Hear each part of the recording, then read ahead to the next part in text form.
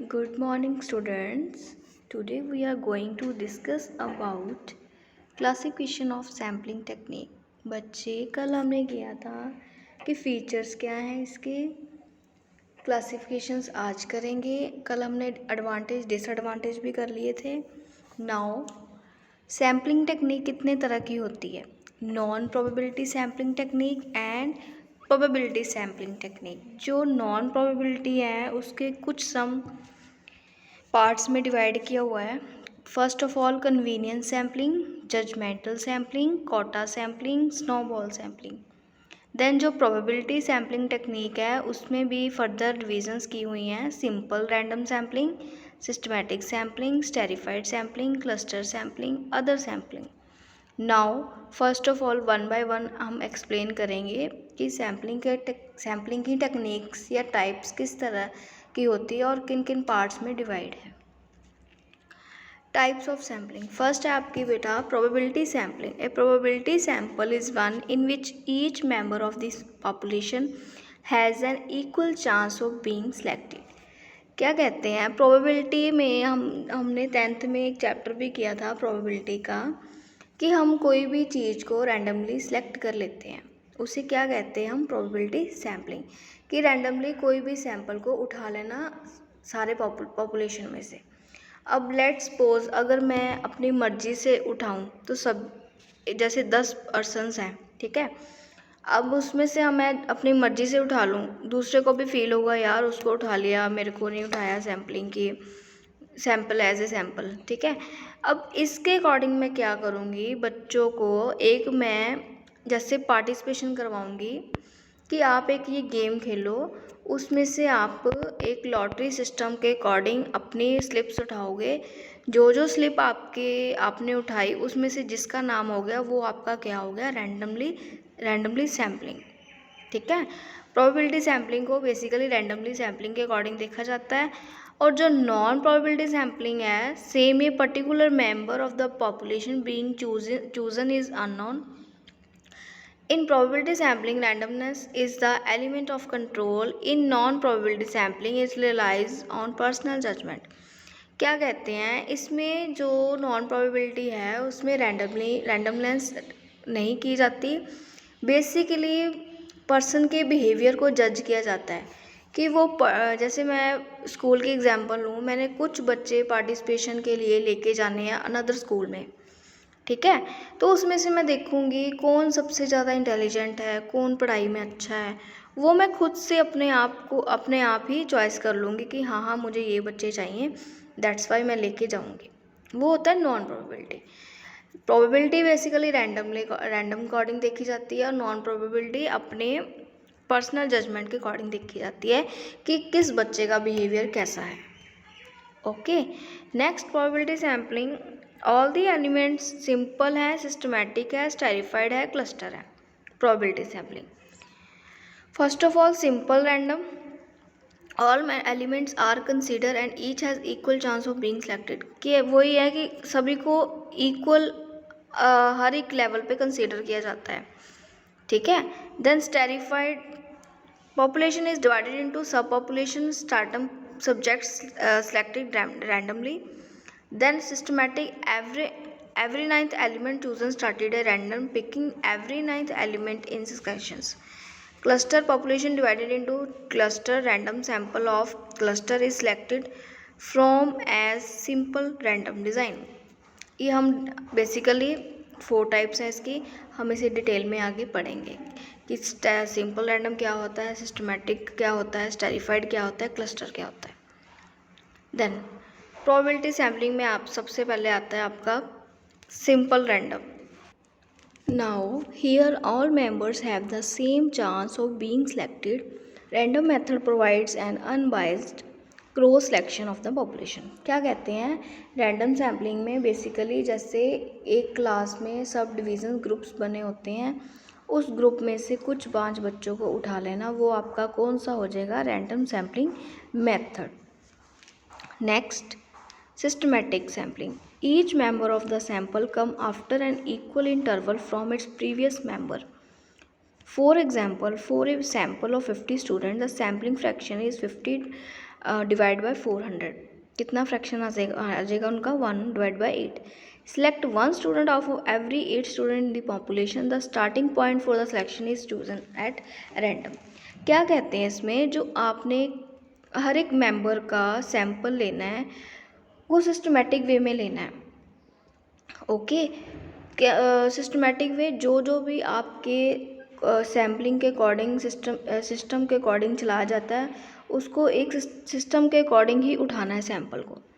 पहले ये नहीं वो उठा लिया, वो पर्सन उठा लिया, 1 बाय 1 करके सिस्टमेटिक वे में उठाना है पर्सन्स को. नेक्स्ट हमारा आता है stratified sampling. The population is divided into smaller homogeneous group और start by some characteristic and from each of these strata members are selected randomly. Finally, from each stratum using simple random or systematic sample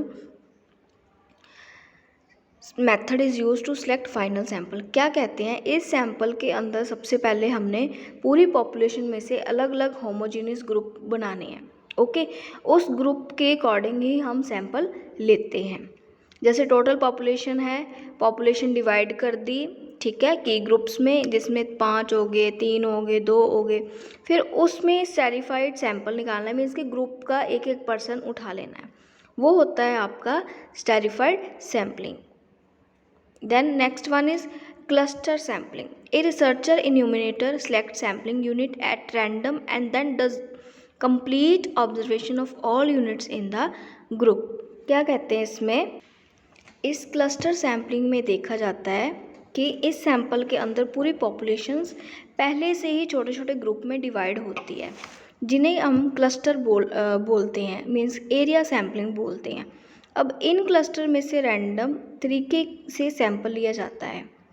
क्या कहते हैं, इस area sampling में से एक तरीके के अकॉर्डिंग, एक सिस्टम के अकॉर्डिंग ही सैंपल लिया जाता है, जो कि हेट्रोजीनियस होता है, मीन्स ग्रुप में डिविजिबल होते हैं.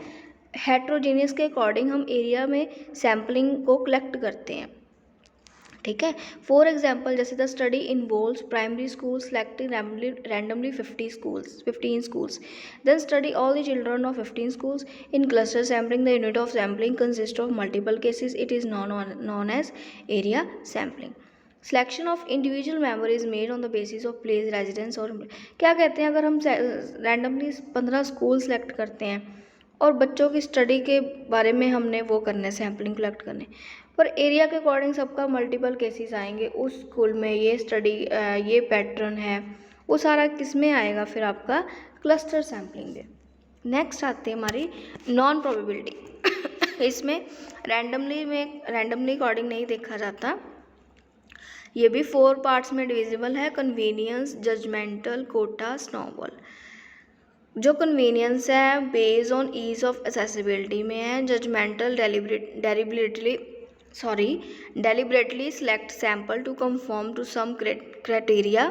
Then quota में relevant features are used to segregate the sample to improve its representatives.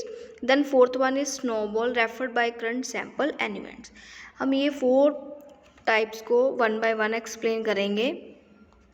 First हमारा आता है परपोजिव सैम्पलिंग. इसमें क्या होता है, जो परपोजिव सैम्पलिंग है एक तरह का आपका जजमेंट सैम्पलिंग है. इस सैम्पलिंग में क्या होता है कि इस तरह की सैम्पलिंग में हम पहले से ही अच्छी तरह से जज करते हैं कि उसके बाद ही सैम्पल को सिलेक्ट करते हैं. जैसे पूरी पॉपुलेशन है फॉर एग्जांपल, उसमें से हमने कुछ जजमेंट करके सैम्पल को सिलेक्ट कर लेना है, वो होता है आपका परपोजिव sampling. Then convenience sampling. It refers to the procedure of obtaining units or members who are most conveniently available. It consists of units which are obtained because cases are readily available. In selecting the incidental sample, the researcher determines the required sample size and then determine the required sample size and then simply collect data. कि नाम से ही clarity हो जाती है हमें convenience, कि आप जो भी काम कर रहे हो उसके लिए कन्वीनियंट हो आपको पता है उसके जो आप सैंपल कलेक्ट कर रहे हो उसका साइज़ क्या है, लेबलिंग कैसी है, सिंपल फॉर्म में है, किस फॉर्म में है, वो 1 बाय 1 कर रहे हो या ग्रुपिंग कर रहे हो, कन्वीनियंस होना उसके अकॉर्डिंग जो भी आप रिसर्च कर रहे हो कन्वीनियंस हो के आपको पता होना चाहिए कि हमने क्या करना है, किस बेस पे करना है। जैसे कि नाम से ही पता है आपको कन्वीनियंस, ठीक है। अपनी सुविधा के अनुसार जो आप फाइंड आउट करना चाहते हो, सैंपल को चुनना चाहते हो, उस सैंपल के अंदर जाके डीपली उसको रिसर्च करना, वो होता है आपका convenience sampling. Okay, then third one is quota sampling. The selection of the sample is made by the researcher who decide the quotas for selecting sampling for specified subgroup of the populations। क्या कहते हैं इसमें, group of population में specify किया जाता है कि कौन कौन से सैंपल है जो हमने सेलेक्ट करने हैं कोटा सैम्पलिंग के अकॉर्डिंग। एक कोटा सेट कर लेते हैं कि हाँ अपने 6 मंथ्स में इतने कोटास को कवर करना है, मीन्स कि बजट एक तरह का जैसे हम कहते हैं ना, वो बना लेते हैं। For example an interviewer might be need data from 40 adults and 20 adolescents in order to study television viewing habits। Selection will be 20 adult men and 20 adult women, 10 adolescent girls and 10 adolescent boys। कि कोटा के according ही आपने Kota set कर लिया कि हमने इतने 20 adult man में research करना है, इतने उनके सैंपल इकट्ठे करने हैं, 10 गर्ल्स अडोलेसेंस के सैम्पलिंग इकट्ठे करने हैं। कोटा सेट कर लिया कि हाँ आज हमने ये काम करना है, कोटा को पूरा करना है, वो होता है आपका quota sampling. Then fourth one is snowball sampling. इस तरह की सैम्पलिंग में क्या होता है, जो हमारी स्नोबॉल सैम्पलिंग है इसमें क्या होता है, हम सभी लोगों के पास नहीं जाते, इससे हम किसी एक पर्सन से दूसरे पर्सन की सैम्पलिंग के बारे में जानकारी लेते हैं, मीन्स कि इन्वेस्टिगेशंस करते हैं। जैसे कि हम मान के चलते हैं कि किसी गांव में गए है ना, वहाँ पर नशे करने वाले लड़के के बारे में हमने पता करना था, वो उस व्यक्ति के पास जाएंगे जो नशा करता हो, उस गांव के नशा करने वाले लड़कों के बारे में ही हम पता करेंगे कि वो लड़का देखने में कैसा है, वो करता नशा या नहीं करता। मीन्स कि स्नोबॉल कि जो भी हमने रिसर्च करना है, सैम्पलिंग को कलेक्ट करना है, हम किसी दूसरे बंदे से इन्वेस्टिगेट करेंगे सब कुछ, वो होता है हमारा snowball sampling. Thank you so much बच्चे। आज का आपका ये टॉपिक था कि टाइप्स ऑफ सैम्पलिंग किस तरह की होती है, प्रोबेबिलिटी, नॉन प्रोबेबिलिटी, प्रोबेबिलिटी में भी 4 पार्ट्स डिवाइड हैं और नॉन प्रोबेबिलिटी में। थैंक यू सो मच बच्चे।